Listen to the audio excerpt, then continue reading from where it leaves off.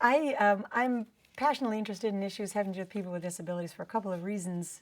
One of them is that I just have a lot of family experience of people, loved ones with disabilities. I grew up with a brother who had developmental disabilities, and it's always been a part of my life. And I've come to love people and see them as human beings just like me in so many ways. Then when you start becoming a lawyer and when you start becoming a law professor, you start seeing some of the restrictions that are put in the way of sort of full community participation by people with disabilities, and you start wondering, okay, what's the basis for that? What's the rationale for that?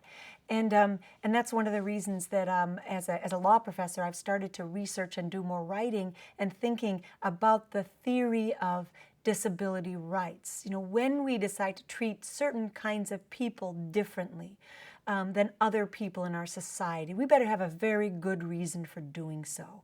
For people with disabilities, often there is a very good reason for doing a lot of things differently.